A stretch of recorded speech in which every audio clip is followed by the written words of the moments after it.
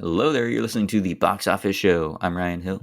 And I'm Dylan Johnson. Today we're going to be talking about the box office numbers from last weekend and our box office predictions for this upcoming weekend. We'll also be doing another grab bag, this time for the month of March.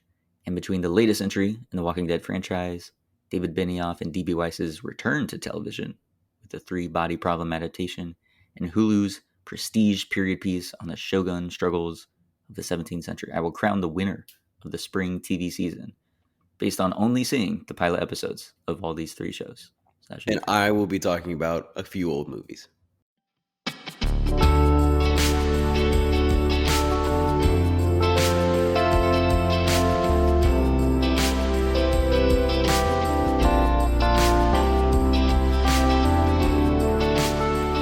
Let's first go to some news.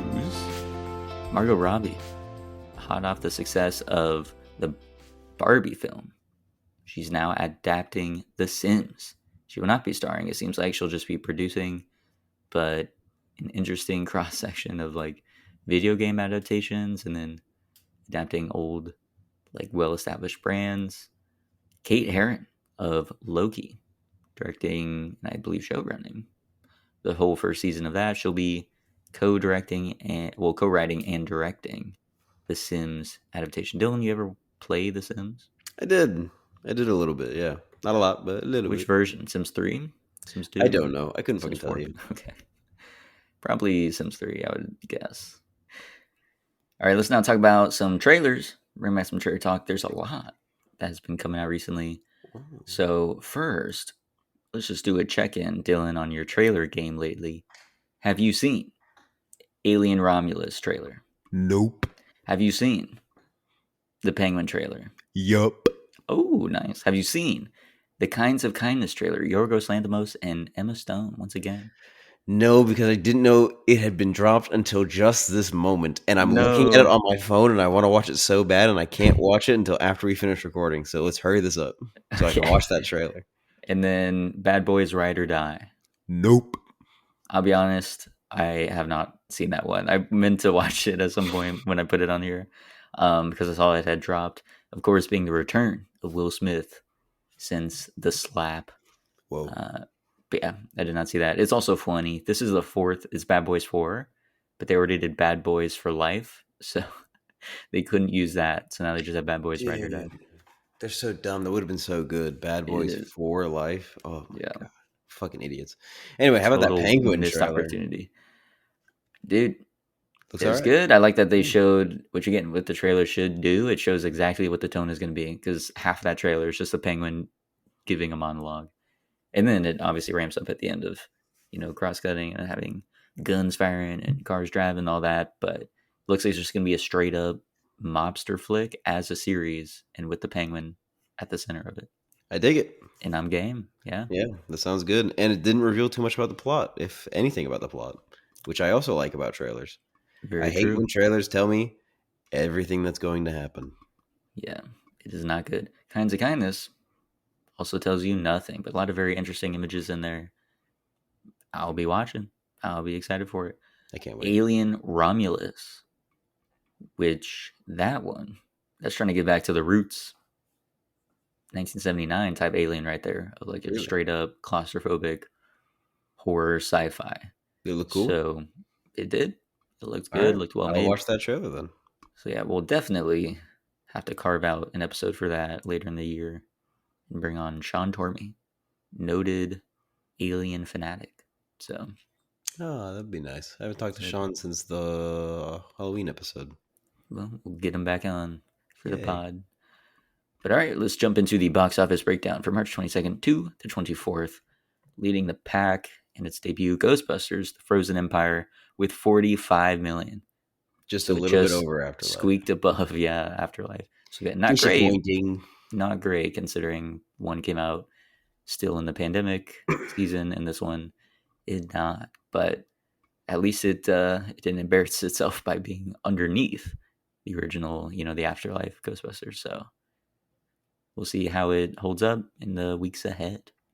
Yeah, and following that was Dune Part 2 with 17.6 million, bringing its worldwide total to 550 million. Ryan, suck my dick. How dare you? You're getting fucked right now. It's gonna pass the 650 mark, I think. That again, as this came out in November, and it was on my roster like it should have been, you would have been defeated, which would have been the greatest comeback known to man. And yet, I can't have that, and now I can't even have any of Dune's success on my side for the roster because you took it. You vile, sucks to be you, disgusting thief.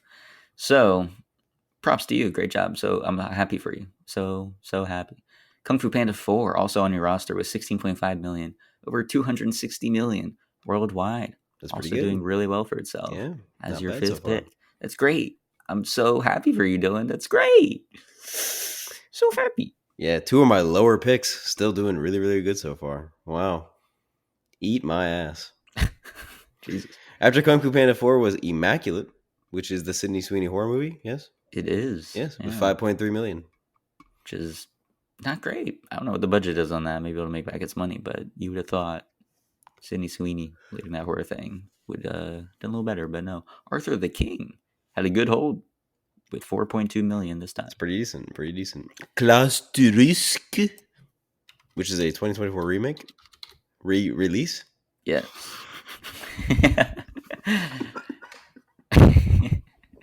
You can't do it to me, man. You asshole. It wasn't intentional. I tried to save you. I was like, that's not right. I'm not even going to cut this out. They're going to hear all this. He wrote 2024 remake on our script, and as I go to read it, he changes it to release. He retypes it.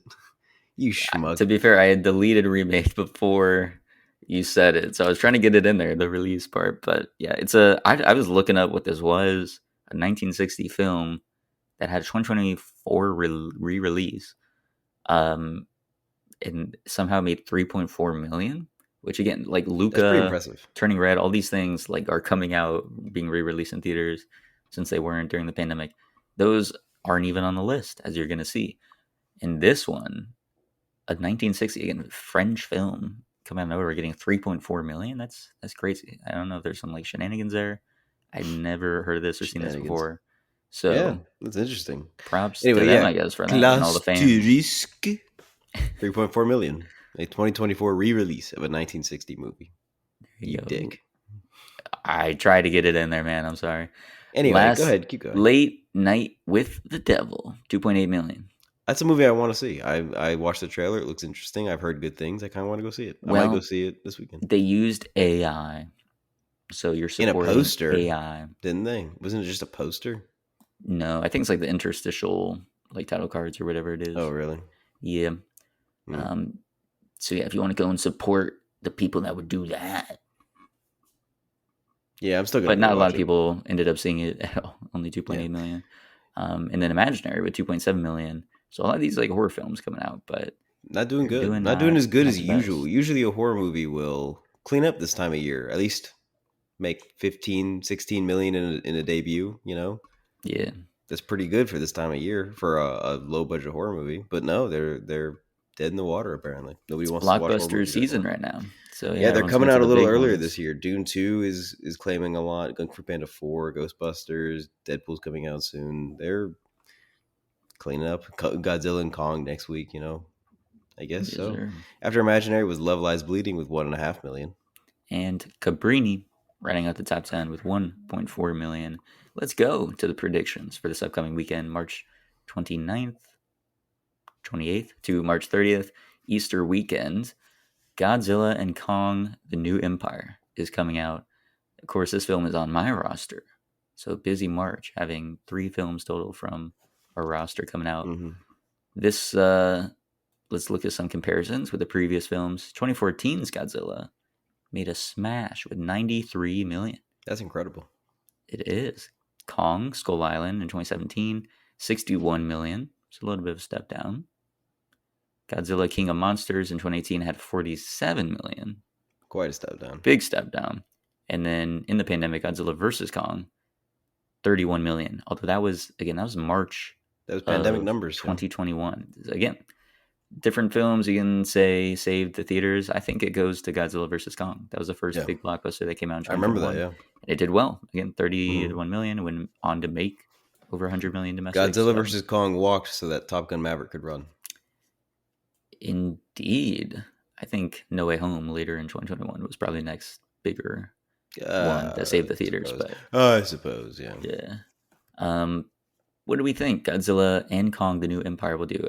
I'm looking back at it. I did not realize that every single film in this MonsterVerse had fallen from the one before it. Of course, the asterisk on Godzilla versus Kong, but yeah, it's been a step down. I'm gonna I think that's going throw to change it this to. time. I think I'm gonna throw it to 45 million. What? You still think it's going to go below King of Monsters? I think so. Yeah. Even though Kong is in this? Yeah. If in the pandemic, no way. In the pandemic, Godzilla versus Kong made 31 million. You think in I'm gonna the say 3 years 45. since it only makes less than 16 million more? Yeah. That's crazy. That's Sorry, buddy. crazy. I'm saying 70 million. 70 is crazy. I think we're gonna. I think it'll probably be some. I think I'm on the low end. I think you're on the very high end. I think it'll be somewhere in the middle. We'll see. I We'll think. see. I don't know. I think the people yearn for the big kaiju fighting each other. Yeah, the monkey and the lizard. Yep. So we shall see. But Indeed. I'm hoping, again, it's on my roster. It needs to match or exceed Dune Part 2. We will see if it's able to accomplish that, because Dune Part 2 is doing extremely well. So hopefully Godzilla and Kong can join the sandworms and overperform. Mm-hmm. Now we can move on to our March grab bag, which is a little bit of a disappointing grab bag because I did not have a lot of opportunities to watch new things. To keep you all updated with my life, I have moved this past month to a new place, and in the course of doing so, it took a week to pack things up and move things over, and then the week after already moving in, took another week just to get Wi-Fi. So it's 2 weeks out of the month where I could not watch anything except for my old DVDs, which I have plenty of, but there was no way to connect any streaming services or anything like that. So all I had were books and DVDs. And on top of that, there wasn't much in the theaters except for Dune 2, which I've already seen and we've already talked about. So there's, coming into this grab bag, not a lot for me to hit upon, except for Dune 2, which we've already talked about, and the new Avatar show, which we've also already talked about. But in that week where I didn't have Wi-Fi and I was living in my new place, I went through and I watched a bunch of old DVDs that I had.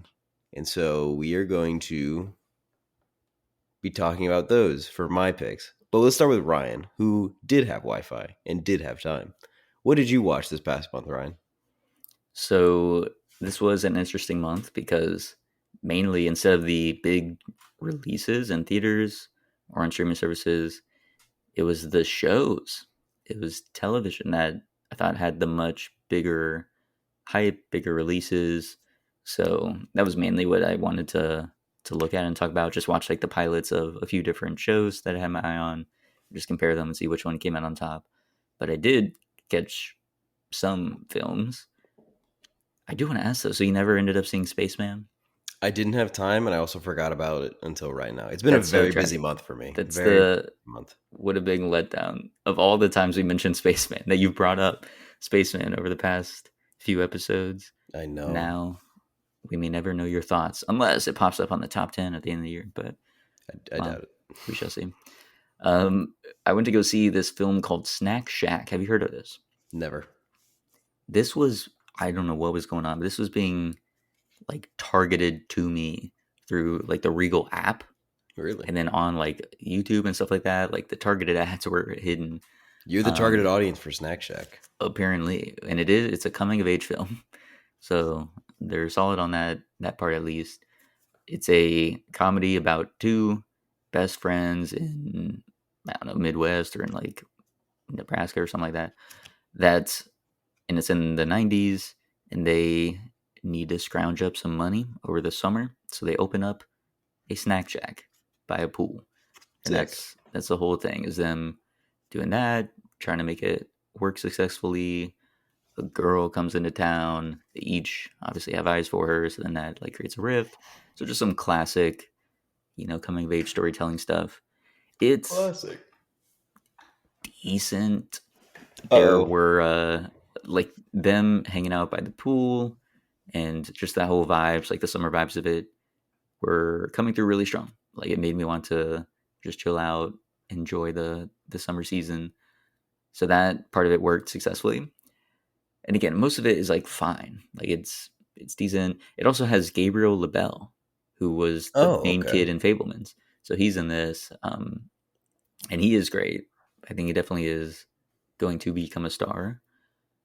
And then there's some other kid I don't recognize as the other guy, but he was like the main character. So that I was a little disappointed by that. It wasn't Gabriel LaBelle as the main character. But yeah, the two of them had pretty good chemistry. There were some good moments and good gags in there, but this falls victim to the same thing as Stranger Things and what we were talking about earlier with the Avatar thing of the characters in this are supposed to be 14 years old, like recently graduating middle school. And it's people that look, I mean, they're like our age pretty much. Like Gabriel LaBelle, since the Vitamins, has bulked up. So Really and it's a summer thing too. So like all they're doing is wearing like muscle tees and stuff like that. So the kid is like jacked, walking around, being like, "Oh, I'm interesting. 14." It's like the most ridiculous thing ever. I don't know why they didn't just age them up to be like 17 or something like that, and just have it be the summer before they graduate or whatever, or before their senior year. That made no sense. And then there are a lot of issues here and there. The romance that they had specifically, it was one of those where you never actually buy into the fact that these people like each other, other than for the fact that they just think the other one is hot. Like that's all it is. The girl that comes in, and what sucks is they almost give her like different character traits. Like she has a hobby of photography, and so that could have been something to make her feel more three-dimensional. But instead, it's just he's enamored with her because she's hot, and they learn nothing about each other. They, dude, they never have an actual like conversation where they just learn about each other. They literally, there's a scene where they're like walking around the town and they just don't say a word. They don't talk to each other. They just like take little glances at each other. And I'm like, can they learn one thing about each other? Interesting. Anything. Why do they like each other other than like the physical appearance? So that part kind of annoyed me. Also, yeah, the like friends here, they needed to brush up on their bro code because they were not like, and when the girl entered the picture, they were not like marking boundaries or doing this and this, like saying, okay, who likes her, who's going to pursue her. They weren't talking about that at all. And then once everything is said and done, they don't like truly resolve things. Like it just sort of ends because something else happens, like a major plot point, and then they just come back together, and then they don't really talk through anything that happened. So it's like, okay, Hey we man, get guys don't talk, we just feel. apparently. I mean, these guys didn't. They just cracked open a couple of cold They're not ones. boys anymore. They're men. Yeah. Boys So to they men. that also, it just felt like the character resolution at least of their friends, because going into this like, okay, there's going to be a rift at some point, but when they come back together, it didn't feel satisfying because it wasn't them like working through That's a bummer. the issues they have with each other. It was just like, okay, something happened, and then now we're back, and that's it. So yeah, So it's what okay. do you rank it out of 5 snack shacks? Home brewed brewski. You can just do the name of the thing.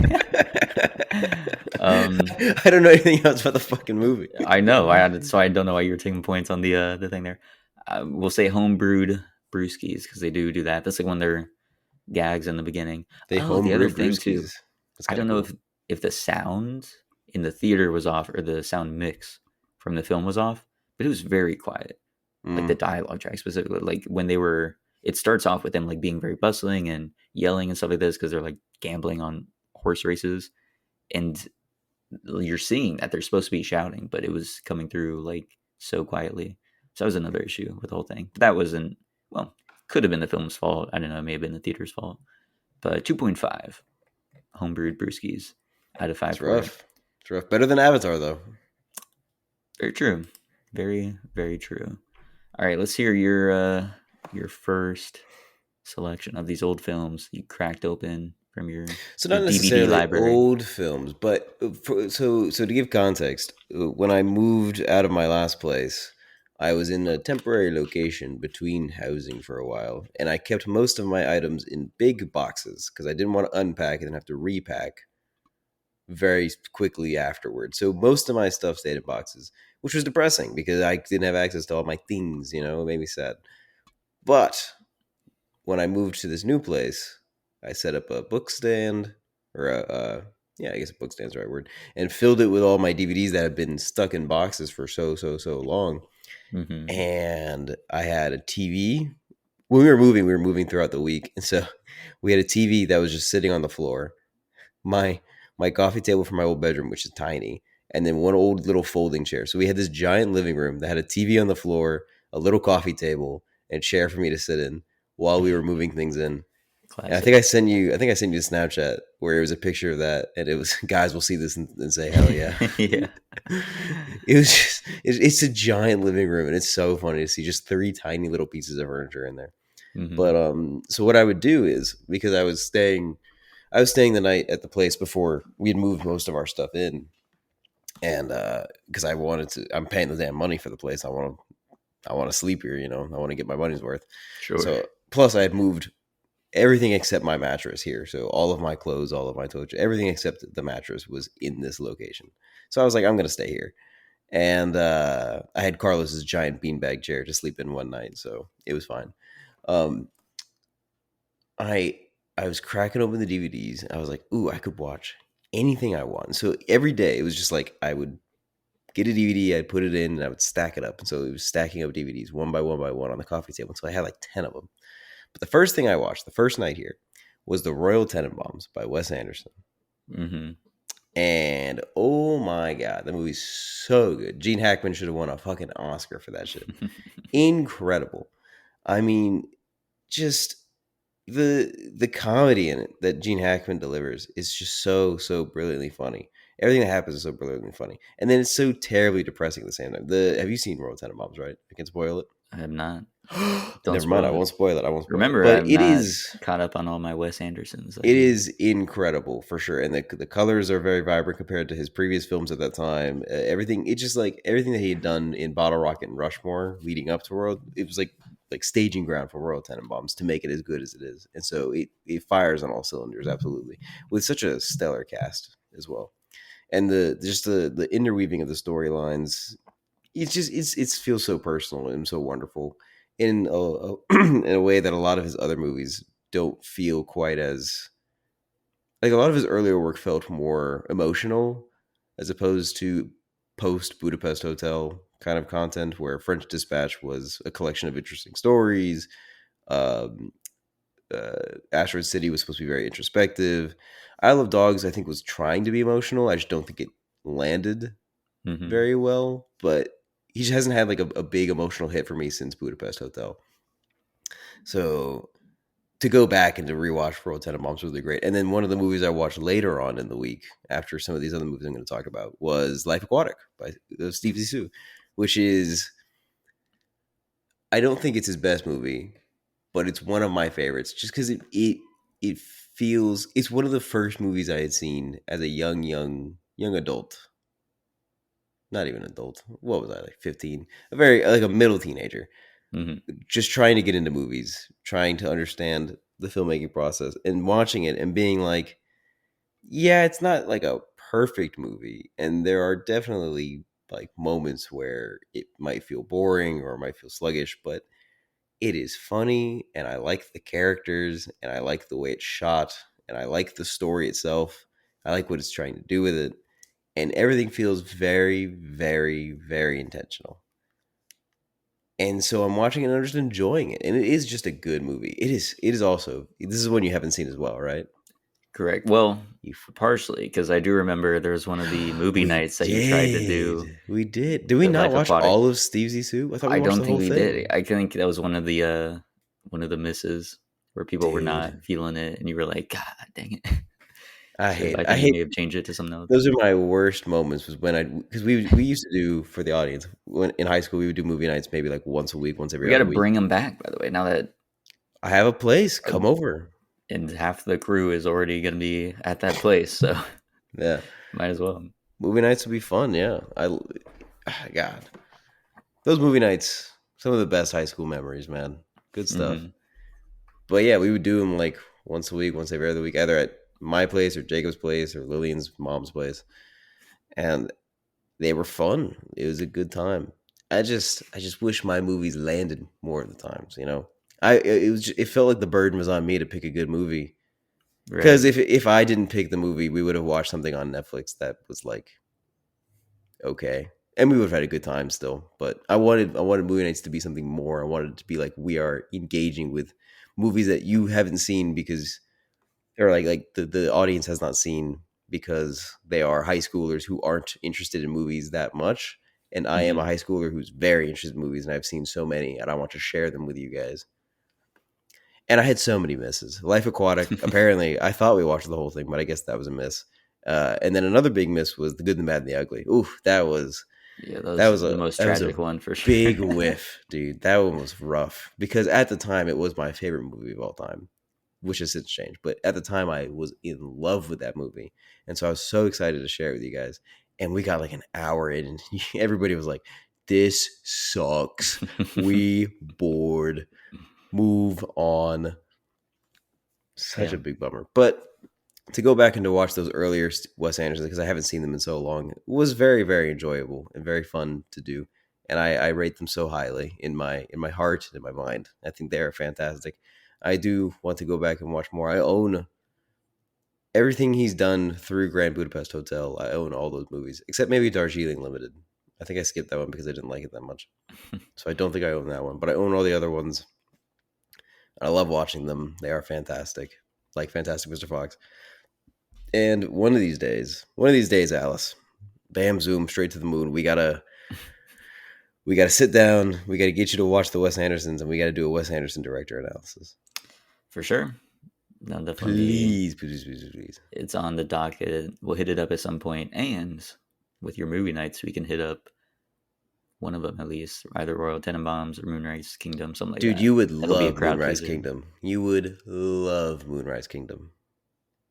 Hoping so. But yeah, that'll be fun. So we should get that going again, Absolutely. and then maybe one day you can try and test the waters with either Life Aquatic or Good, Bad, and the Ugly again, because yeah, everyone now I think is more refined in their palate and their movie tastes. So I think Good, Bad, and Ugly might go over better now. I But think I don't know if it's about a refinement because I don't think at the time they were necessarily against it because it was a western or like I don't think they were. I think the problem was it is a desire to watch as opposed to like a refined. I think if they had a desire to watch at the time, they would have enjoyed it. I think the problem is we were 17 and they did not want to watch a 3 hour Western, which is not their fault at all. Like, I completely understand mhm. nowadays why they wouldn't want to do that. It takes a very specific 17-year-old to want to sit down and watch a 3 hour Clint Eastwood Western. Mhm. And I'm just that guy and they are not. But I think nowadays they have a stronger desire to watch Well, that's what I'm different saying when I kinds of movies. say, yeah, like refined palate or But maybe more my argument is matured. that I think they still would have liked it at the time had they wanted to watch it. Mm. When I think of like a refined palate taste, I think of someone who's like, "Ooh, I don't like this because it's a Western. I don't think it's good. Blah blah blah blah blah. Let's change it." I think they just didn't have a desire to watch it. But had they wanted to watch it, them at 17 would have enjoyed the film itself because it's a good movie. Who doesn't like it? It's a good movie. Come on, it's fantastic. Well, we'll The see. end. Oh my god. Dude. I listen to the soundtrack of The Good, the Bad, the Ugly in my car all the time because I just think it's so good. Well, we'll have to do it Ah, at some point. wah, wah, wah. I mean, it's classic. Wah, It's top wah, tier. wah. Beautiful, beautiful rendition. Thank you. All right. The are you gonna go through all 10 of the films? Is that what you said? You would watch 10 films that you want to I watched highlight a here? lot of films, but I won't. I will not. We can skip. We can go back to you, and then we'll come back to me later. Okay. I'll just throw out the other film before I get into the TV stuff.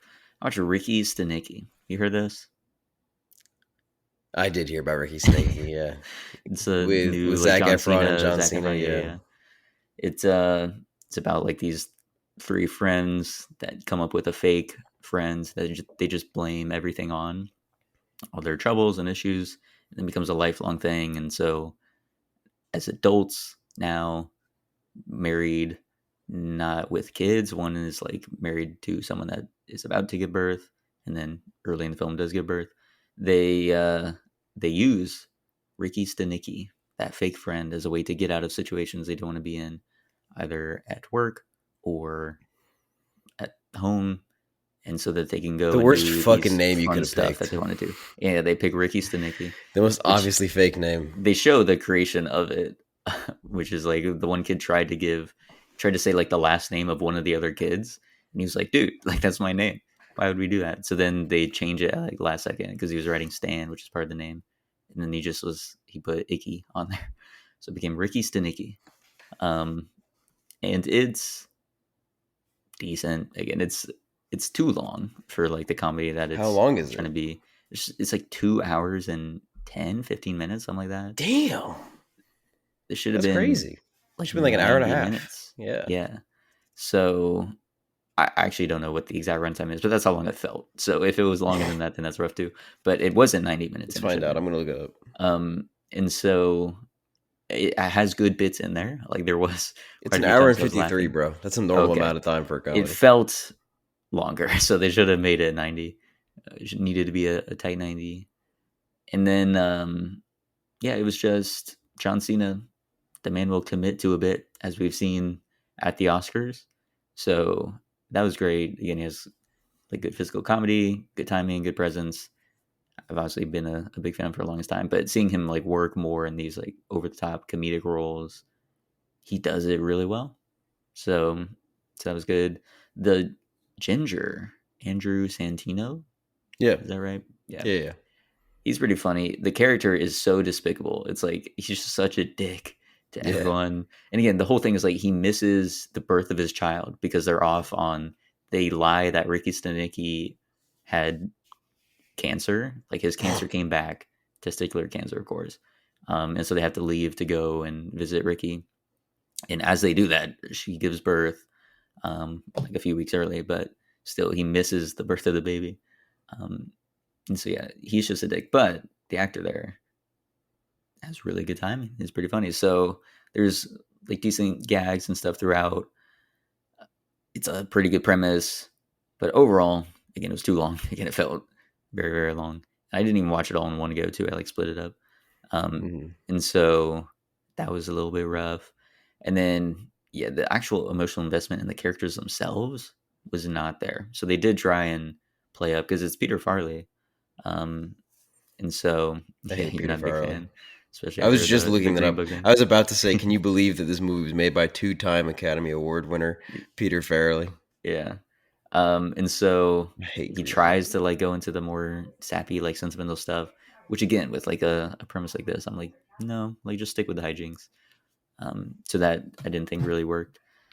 But overall, I'll give it I'll give it 2.5 Jizz Jams, Oh, named in honor of say the whole bit more. of like Ricky's the Nicky, like the actual guy that John Cena's playing, whose name is like Rod something, and also like a really fake name. I don't know if they ever explained if that was his real name or his stage name, but he just sings like very naughty covers of old like 80s, 90s classics. Sure. So, and that was a fun montage. Again, John Cena, he'll just go for it, which is great to see. But yeah, I Yeah. mean, it was something I turned on because it was during like a stressful part of the week, and I'm like, I don't want to think too hard. I just want to see something stupid, so I put that Mhm. on, and it worked. So yeah, but 2.5 out of 5 for that one. Let's go All back to right. you. So it's funny that we were talking about westerns earlier because one of the things that I watched in this period of time was the Dollars trilogy, which this was after I got Wi-Fi. I did have Nice. Wi-Fi, and I had been watching movies all week, and because I had been watching movies all week, I just wanted to keep watching movies once I got Wi-Fi. Even though there were other, like I could have watched Shogun or I could have watched Avatar. I was like, I've been watching, I've been spending a straight week watching movies. I guess I could just keep doing it, in between going and trying to make money and things like that. Right. And So one of the movies I watched when I didn't have Wi-Fi was Once Upon a Time in America. No, Once Upon a Time in the West. Sorry, which is a Sergio Leone western with Hmm.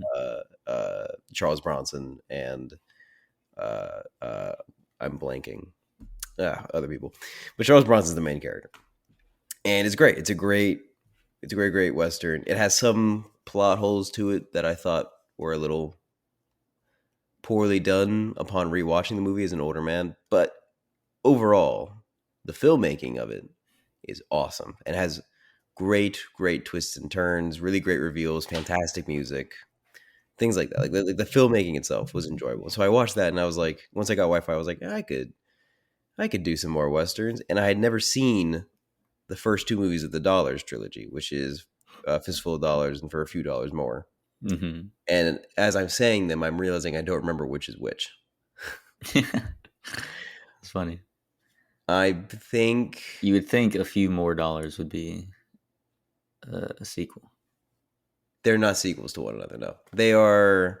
Um, it's Clint Eastwood, and he's playing a similar character in both movies, but legally are legally But they're distinct from not one direct another. sequels? Or is it No, like they one of are. those things like technically they're not the same, but they are the same? It's Clint Eastwood, and he's dressed the exact same, but he's playing two distinct characters because legally the second movie was made with a different studio than the first movie. So legally, he is not the same Oh, I character as see. I legally see. the first movie. However, he is dressed the exact same and acts the exact same and does the exact same things that the other character would do. But How, it is did they technically change his name? Did they just yes, it's a different name. reverse the Yes, letters of like his first and last name or something? he does play a different character technically, Mm, but they're like the Dollars trilogy is spiritual sequels in the same sense that the Cornetto trilogy are spiritual sequels to one another. Like they're different stories, but it's the same filmmaker, same actors, same crew, things like that. That's right. essentially what's going on with the Dollars trilogy. So I watched those, and I was fortunate to find that successively they get better as they go along, which is great. So I watched the first one that came out chronologically, which I think was A Fistful of Dollars. I I think believe so. it's the one where they shot for shot adapted Yojimbo. They shot for shot adapted Akira Kurosawa's Yojimbo, which I have also seen, and I thought it was good, but I think Yojimbo just does it so much better, so much better. It just Mm. feels more epic. It feels more realistic. It feels awesome, and like they do a couple of things differently in A Fistful of Dollars, but it's not nearly as awesome. My problem is this is like Sergio Leone's first film. He's on a lower budget. Clint Eastwood's not as big a star at the time. It just doesn't land as hard as the next ones do because you get to for a few dollars more all of a sudden because Fistful of Dollars was so popular in bringing that story to Western audiences. He gets a bigger budget. He gets a more original story. He gets bigger actors. He gets Lee Van Cleef and all kinds of other people. And so all of a sudden, the filmmaking quality of it jumps drastically. It all of a sudden is shot significantly better. The audio syncing is a lot better because in all these spaghetti westerns, it's just ADR, straight ADR for everything. Every single line of dialogue is ADR, Hmm. which is a little hard to follow when it's done poorly. But when it's done decently enough, it's fine. So you're just watching that, and it's like you're thinking, "Wow, they really stepped up their game." But I feel like the story itself is not as good as the story for A Fistful of Dollars because that's just a straight Akira Kurosawa story that they're stealing line for line, and so it's fantastic. But for A Few Dollars More, it's its own original story, and it's filmed a lot better. But I didn't like the story as much, Right. although it has parts to it. The thing is, they weave in this storyline for Lee Van Cleef's character to be seeking vengeance upon the villain of the story for doing a wrong to him that we learn as the story's going on, which is a similar thing in Once Upon a Time in the West, but they don't build up that tension between the two characters enough to the point where when you find out that Lee Van Cleef is seeking his revenge upon him, it is almost a twist of sorts because you didn't know that's what it was in the first place, which is kind of stupid. It's like Mm, you build it in better. right. In Once Upon a Time in the West, we start with Charles Bronson, and he's like, "I am looking for this guy, Frank.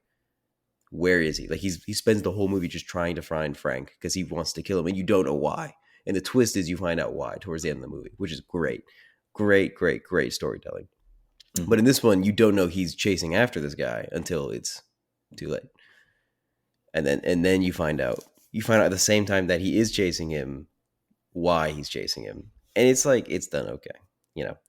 But Gotcha. then the third movie in the Dollars trilogy is The Good and the Bad and the Ugly, which Mm-hmm. we were just talking about it. We talked about it extensively personally, and in on the show, I'm sure I've brought it up many times. But Yeah. talk about taking the filmmaking to a new level, dude. Holy shit, that movie is so awesome. It is so fantastic. And I Uh, forgot it was too, because it was my favorite movie for a long time. And then it fell off because we had that movie night, and I was like, maybe it is kind of slow. It is 3 hours. It is a Western. I watched more no, movies it got growing you up. thinking. You're like, oh, maybe it's not what it It used to did. be. It did. And then I watched more movies. I separated myself from it a little more. I watched Once Upon a Time in America, which is another Sergio Leone movie that isn't a Western. I thought that movie was fantastic. I've seen many other movies since then. Goodfellas is still at the top, of course. But God, every time I watch The Good, the Bad, and the Ugly, it's just so vividly entertaining. It is so fantastic. Oh my God. Yeah, you haven't seen it all the way through, That's what I right? was gonna ask. Where did it end up ranking now? Like, did you have to bump it up a It's few pretty low. spots on this rewatch? I have not bumped it up. I think I'm going to keep it where it is because I think it's an honest placement as to where it is on the list. I can pull it up really quick because it shouldn't take that long to pull up my favorite movies list. It is currently ranked 43, Oh, which yeah, that is low, it's a steep drop from what was once but I on would the top argue of the that mountain. every movie that is above it is accurately a movie I like more, Okay. Well, yeah, for sure. that's good. So So I would say that it's accurate in its placement. But I mean, I've seen so many movies. 43 is still pretty damn good. still top 50. Yeah, that's Yeah. pretty damn good. So there you go. Nice. All God, right, these movies are so good. I'm looking at my list. God, what hits, bro? What bangers? I have such good taste.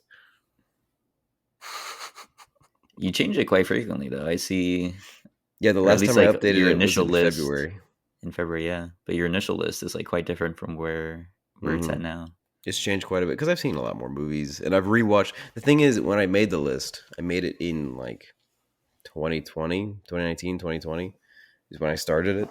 And at that point, I had seen so many movies that I couldn't possibly remember all of the ones that I wanted to include. So it's been a bit of catch up with the movies that go on there. I will rewatch a movie I saw when I was like 13 or 14 that I loved, and then I'll realize that I loved it, and I will add it in afterward, even though I had already seen it and I'd already loved it. I just forgot why I loved it or how much I loved it, and then I'll add it in afterward. Like one of the ones I added relatively recently was The Lives of Others, which is a German film from 2005 ish, a movie that I'd seen a long time ago that I forgot I really liked, and then I went, oh, this movie's fantastic, and I love this movie, and it's incredible. Hmm. Let me add it in. Dog Day Afternoon, same thing. The SpongeBob SquarePants movie. There's plenty of movies that like I will rewatch and I'll go, oh, this is great. Like Die Hard used to be Die Hard was number one for a little bit, and then it was like number one for like a month because I watched it and I was like, dude, Die Hard is the best movie. Die Hard is the greatest. It is the peak of filmmaking, and I still think it's fantastic. But now it's like 46 on the list. I Oh, wow. thought Midnight in Paris, when I first watched it when I was 12 or whenever it came out, was my favorite movie for a year because I thought it was fantastic, and it still is. It's 49 now. They go down, Wow. you know. Fascinating. But Goodfellas stay strong. Goodfellas number Currently, yeah, the one. reigning Dude, it is hard defending to beat champion. Goodfellas. Wings of Desire came close. I watched Wings of Desire and is now number 6. Number 6. Yeah, Yes. we'll be talking about that sometime in the near future. But yeah, someone I know absolutely loves that movie, and so Dude, that who? put it on my radar. And then now you're talking so highly of it, I'll definitely have to give it a watch. Who is it that liked Wings of Desire? No one, just someone Damn that it. I had worked with. But yeah, it was something that ascended on my watch list, and soon, I mean, yeah, within the next few months, I'll definitely have to give it a watch, and we can talk about it on the pod. But do you On the think pod. Goodfellas will ever get dethroned? It's hard to say. The closest I've come in a long time was Wings of Desire. I was watching it and I was like, this is incredible. This could, because of the place I was at when I was watching it and how I was feeling watching it and the effect it's had on me since watching it, I was like, this could take number one spot. And so I watched it and I was adding it to the list, and I rewatched it, and I was just trying to think about where I would put it, and I don't think it'll get that high because the closest I've come is Wings of Desire, and then in 2019 Parasite coming out, because Parasite was just like, That's true. holy I do shit. remember that. That was when I was making the list, was trying to figure out where Parasite would go in relation to the other movies, and it's third, dude. Parasite, third favorite movie. That is close to usurping. Yeah.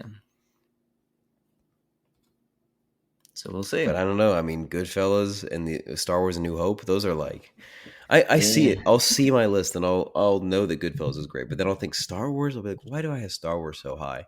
And then every time I go and rewatch it, because I'll rewatch Star Wars when I'm sick or when I'm feeling bad, every time I go to rewatch Star Wars, I'm like, dude, it's just so fucking good.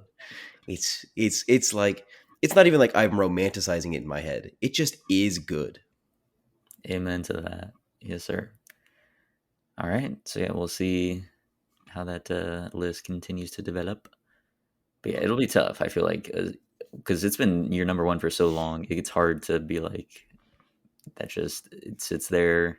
You love it so much. It's hard for something new to come in and just like take I over love that Goodfellas. because you have such a strong relationship with it. I think it's because I watched it when I was so young. I watched it when I was like 12 for the first time, and a movie that quality and that exciting and exhilarating of that caliber, watched at such a young age, just imprints so much information upon me as to who I want to be as a filmmaker, who I want to be as a storyteller. I think it's just so awesome. Right. Nice. All right. Let's head back to some stuff from March. Well, I think Yeah, this one came out in hit me with February. So the some of the TV shows. shows. Yeah. So The Walking Dead, The Ones Who Live. That one is the return of Andrew Lincoln as Rick Mm-hmm. Rick. and Denai Guerrera as Michonne. So it's one of the many spin-offs of the Walking Dead stuff that they've been doing lately. And so I was like, I'm in it. Rick is going to bring me back. Because literally, season 9 is when he left the show. And it was early season Mm-hmm. 9. And this was pre-pandemic. And I watched through the rest of season 9, but then I fell off. Also because it was just very confusing during the pandemic. And they like bloated the season. So it was tough to like keep track of all that.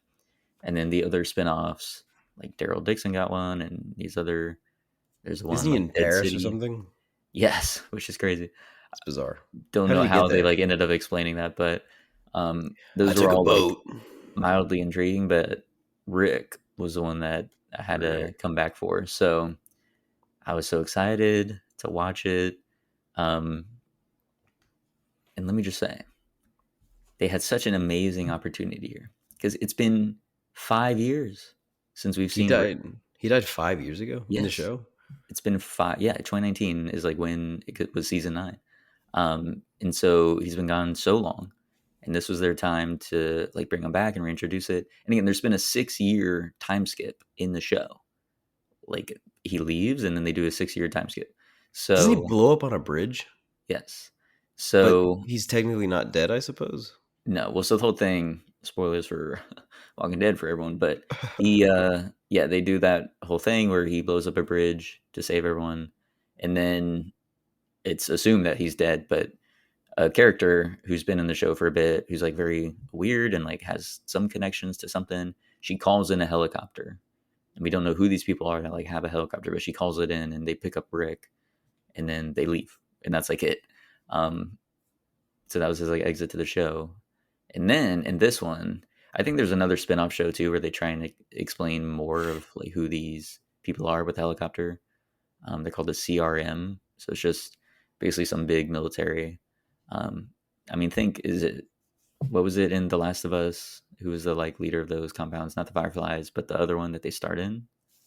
You remember the organization Like there? the government organization? Yeah, I forget what they're called. yeah, no, Fedra or something. I don't know. Fedra, But Fedra. You're right, Fedra. yeah, it's like something like that where it's like they have an established military and they're like running this big city that they're at. Um, but anyway, so it starts on this. So they could have done something so cool, which is just let us like restart basically with Rick, like a whole new thing. And again, they have it because he's heavily injured, right? The Walking Hmm. Dead original show starts with him waking up in a hospital bed from a coma. They could have done that here, where he wakes up from his injuries in a hospital bed in the city that he doesn't recognize, and essentially the same way of him having to discover what's going on. We could just do that and like have him explore this world. Instead, they do the tell don't show rule. So now we have him, and again, all of the Walking Dead, like there's never monologuing. We don't have the voiceover. But this one, it's him doing a voiceover explaining what has happened in the past 6 years. So they do this 6-year time skip. So we don't even get to see him like wake up and adjust and do all this. We skip over 6 years of him being gone, essentially trapped by the CRM, unable to get back to his family. And I don't understand why they did it. There's also some other scenes too, which are just so like silly exposition. Like some dude comes up and sits next to him on a bench and is like, "Wow, you're not really a happy guy, Rick, huh? Well, I guess this is the end because I've served my 6-year sentence and now I'm going to go into the city and live out as a civilian because I've done my duty as one of the prisoners." Like someone just comes up and says that, and it's like they would have known this. Why is he explaining it to Rick as if he also hasn't been here for 6 years? Here's the most egregious thing, though, Dylan. Mm-hmm. The show starts with Rick, and this is a big spoiler for it, but just go ahead. I'm never gonna watch they do it in the first like 2 minutes. They have Rick as a way of trying to leave, right? They escape. They're doing something where they're like killing walkers and whatnot, and the way that they keep them all chained down basically is they like have their hands handcuffed to something, one of the like guards basically. Mm-hmm. They have the prisoners out there like killing the walkers, and then they're chained to the guards. So how he tries to escape is he cuts off his hand with a hatchet. What the hell? He like cuts off his hand and then starts running. And this is a thing because like in the comics he loses his hand, so they're like finally trying to do that. So he starts running away and then fails. Like he gets captured, so then he's brought back, and now they have to give him like a new like prosthetic thing that has a blade on it, of course.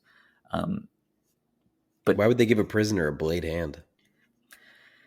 The face you just made. That's the whole thing too of this first episode is one dude. This is not a visual medium, Ryan. You can't just make a face.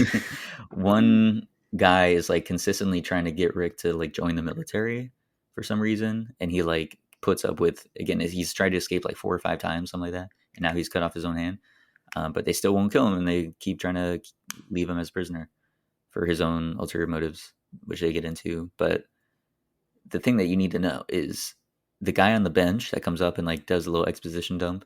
Mm-hmm. He also says, "Wow, Rick, you keep trying to run so much. I don't know why you just don't, join the military. Surely you'd have a better way of getting out if you're on the inside."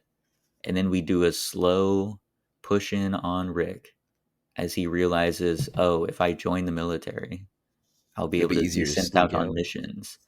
You're telling me for 6 years he's been trying to escape, and some dude, a high up in the military, has been trying to get him to join the military for at least multiple years, and Rick never once thought maybe it'd be easier to escape if I were part of the military and being sent out on missions.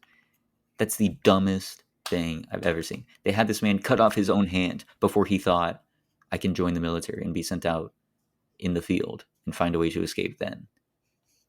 That's just so stupid. So silly. That's so funny. Also, the whole show is trying to be built around like the reunion of Rick and Michonne, who they're now a couple. They're like, husband and wife now.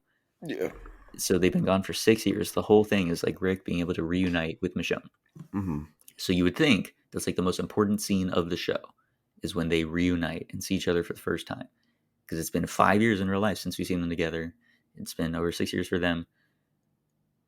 Instead of saving like the actors being in the frame together for the first time for when they actually reunite, we get these weird cutaways to like an imaginary present if there was no apocalypse, where it's like the Michonne character if she were just a character, and then Rick if he was just around in the world like normal contemporary life, and then they're just meeting on a bench and chatting it up as if it's like a normal day.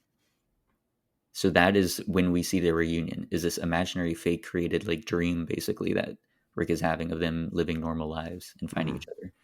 It's so stupid. Why wouldn't you save the big reunion for when they actually reunite? Mm-hmm. Like, why would they had such a good opportunity here to create such an amazing reunion, to give a new like spin on Rick's character, like take him back to basics and treat him like a new character in a way, like where he has all this incredible backstory, like 9 seasons worth. But then we just bake that into his character, but we start it like as he's going through a new adventure. Nope. They just try and zip past that as quick as possible. Very frustrating. Second episode, Yeah. I did watch as well. It was a little bit better, like focused on Michonne's thing, like her trying to get to him. But and I'll watch the rest of it just because my boy Rook, I love that guy. He's amazing. I mean, I'm So looking at IMDb. The ratings are pretty high. yeah, which that I don't understand. Like truly, I was watching. I'm like, this is not good. Again, the second episode was a step up, so maybe it gets better and better. But Mm-hmm. they had such a better opportunity to like get us into this world and reconnect us with these characters, but Yeah. they chose not to. Just to like speed run back to them getting together, I guess. Yeah. So that was a shame. I also watched Three Body Problem. Which are Tell me you about that. gonna watch this at all? Do you I'm think? probably not gonna watch it, but I'm aware of what it is, and I know that it's Lillian's favorite book. Yeah, it's this big like sci-fi book, um, part of a trilogy from a Chinese author, and it's really well regarded. So I was intrigued by it. So I wanted to watch the first episode. Mm-hmm. Just so we don't spend too much time in it. I will say, as far as the characters, like I don't really have any connection with them yet Bummer. because it's a pretty big. It's an ensemble, and it's also there's like two separate timelines at the moment. So there's someone back in like I don't know the exact time, but like when China was going through the revolution, and she's like daughter of a counter-revolutionary that gets hanged and whatnot. So it's like her back in the 60s or 70s, and then it's the current timeline. So that was a little rough, like back and bouncing back and forth, and not being able to connect enough with like just one of those characters, Mm-hmm. or sets of characters. But I will say, as far as the like mystery and the intrigue of what is happening here and what is all these weird things that are happening, because it's um, there's all these scientists are dying, Yeah. seemingly like committing suicide, killing themselves, and all these like particle accelerators or things like that all around the world are not working properly. Like they're saying Huh. like, oh, science is broken, like physics is broken, no one knows what's happening, and all these scientists are killing themselves, so something's going on. And so the way that they build in that mystery is really cool. And then they have a set piece at like the very end, which I've never seen before, and it was extremely cool to see. Like the concept of it is amazing, but then the actual execution could have been goofy, but it did hit in that like imagine seeing this, like this would be the craziest thing. It'd be terrifying. Like the way they were able to pull that off You can was tell me if you want to spoil it. I will not, because I think you should see it just because All it's a right. great set piece. And because at some point, if you do end up watching it, I want to preserve that. But they got me as far as the mystery. So you're You intrigued know, in I love watching to more? know things. Yeah, so I'm not connected with the characters at this moment, but I want to be like, what's going on there? Okay. Um, so so yeah, it was decent enough, I think.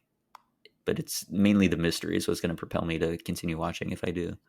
And then Shogun On Hulu. on FX and Hulu. Hulu. Yep, FX and Hulu. This one has it, bro. This one Really? got the crown. Yes, it's Oh so good. Like shit. from the first shot, which is like this haggard ship looking like a ghost ship emerging through the fog. The production value immediately is fantastic, amazing. Again, these are all well, Walking Dead now, but comparing back to like Avatar, like all these big shows, Mm-hmm. massive blockbuster shows that have come out recently. I mean, Shogun is the one that feels the most real and grounded. Like you can tell how much effort they put into Yeah. like all the set pieces, the costuming, all of that. Then also the cinematography is on another level.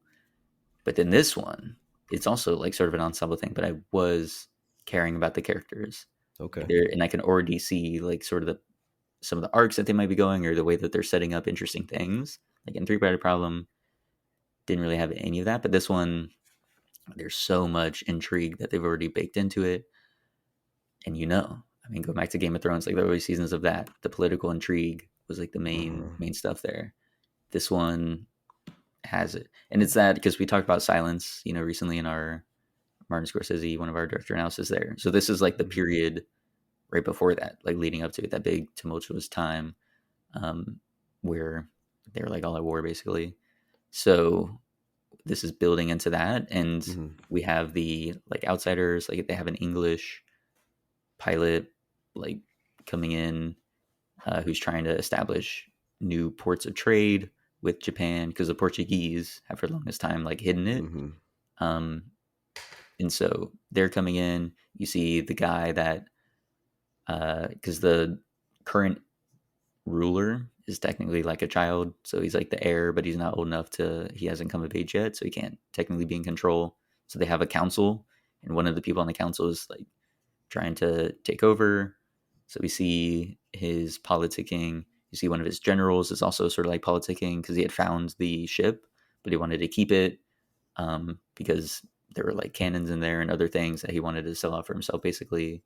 So you see he's already maybe not got the best allegiances to his lord. There's this one, the way they play with like the religion too, and like just the different things. There's this one Spaniard who works for the Portuguese, but he's able to speak English, so he talks with like the English guy that's arrived. But obviously, because it's like Spanish and English, they're not best of friends. You have the different like Christianity, of course, is in there during that time. So you have some of the Christians that have their certain allegiances, but there's the Protestants and the Catholics as well, because the English guy coming in is not Catholic. So they just have all these different like divisions, and people already, you can see the chess pieces being organized in a very compelling fashion. Also, the show is brutal. They want to let you know like this is your like real life version of Game of Thrones without all the fantasy aspects. There were 3 times I think in the episode that I said, "Oh my god!" Like I literally said out loud, "Oh my god." There's some seppuku thing that they do, which they don't show anything, but the implication there is insane. Like an awful thing to see.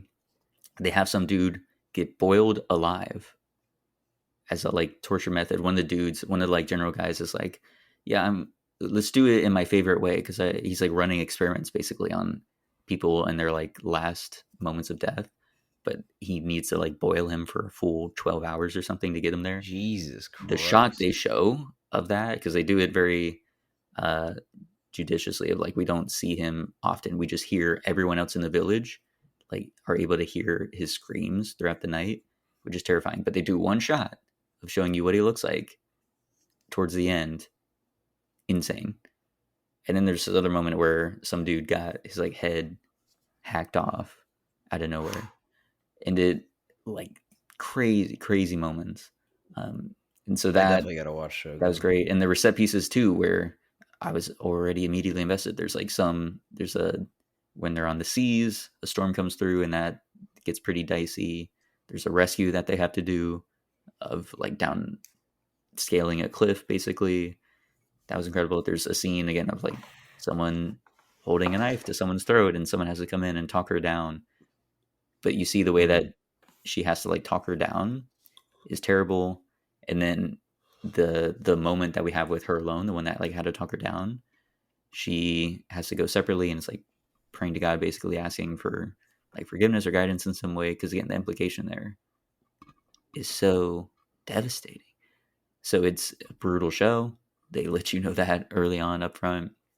A lot of compelling character motivations and people on different sides and setting up alliances and connections that I think are going to play out really interestingly over the course of the season. It is definitely the one that I'm 100% going to continue. I'll probably watch all of them, to be honest, but Shogun is the one that I'm like, okay, we're locked in and could take the crown for like best show of this whole year. Like, I don't know what else is coming out later on. We'll have to see, but this one could be the overall winner. And I'd imagine too, like, yeah, Emmys and stuff like that, be on the lookout. This one I think is going to clean up.